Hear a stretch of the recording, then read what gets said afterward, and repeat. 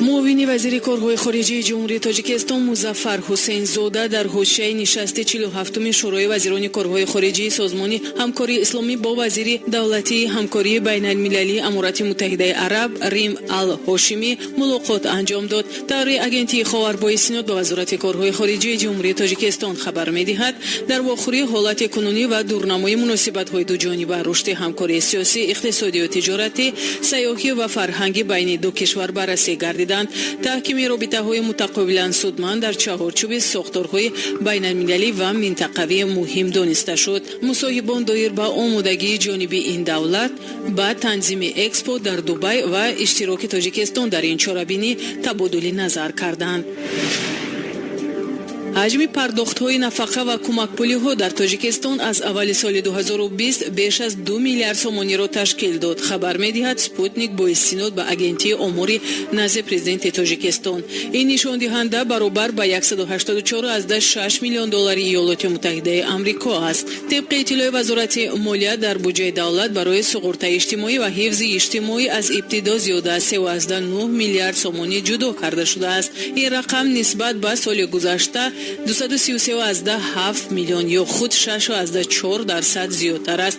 طبق اطلاع رسمی اول ماه نوامبر سال 2020 در تاجیکستان بیش از 723,000 نفقه خور ثبت نام شدند. یادآور میشیم که نفقه و کمک پولی‌های اجتماعی از 1 سپتامبر سال 2020 زیاد کرده شدند. این اقدام برای دستگیری نفقه خوران در دوره پاندمی قبول کرده شده و طور علاهیده از به قیدگیری هر ماه عملی کرده شد.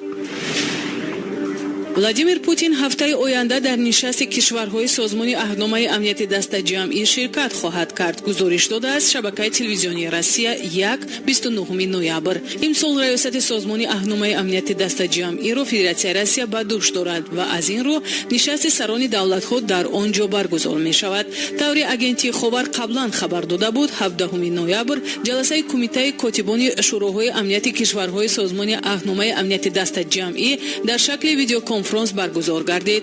کنفرانس تحت ریاست دبیر شورای امنیت فدراسیون روسیه نیکولای پاتروشوف و با اشتراک دبیر کل سازمان عهدنامه امنیت دست جمعی استانیسلاو زاس صورت گرفت. در این جلسه استانیسلاو زاس ابراز نمود که نشست سران کشورهای عضو سازمان عهدنامه امنیت دست جمعی ماه دکامبر در مسکو برگزار می شود. کاتبان شوراهای امنیت کشورهای عضو سازمان عهدنامه امنیت دست جمعی طرح روزنامه نشست را موافقه کردند. لایحه روزنامه جلسه شورای امنیت دست جمعی با اشتراک سران دولت‌های سازمان عهدنامه امنیت دست جمعی که 2 دکامبر به نقشه گرفته شده است موافقه کرده شد. آمده است در اظهاراتی که پس از جلسه کاتبان شوراهای امنیت در سایت پرزیدنت قزاقستان نشر شده است. قبلا دبیر کل سازمان عهدنامه امنیت دست جمعی استانیسلاو زاس خبر داده بود که نشست سازمان عهدنامه امنیت دست جمعی ماه دکامبر در مسکو برگزار می شود.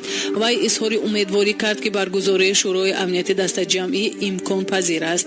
جلسه نوبتی کمیته کاتبان شوراهای امنیتی سازمان عهدنامه امنیت دست جمعی سال 2021 در تاجیکستان برگزار می شود. پایان بخش خبری این ساعت از رادیو خبر.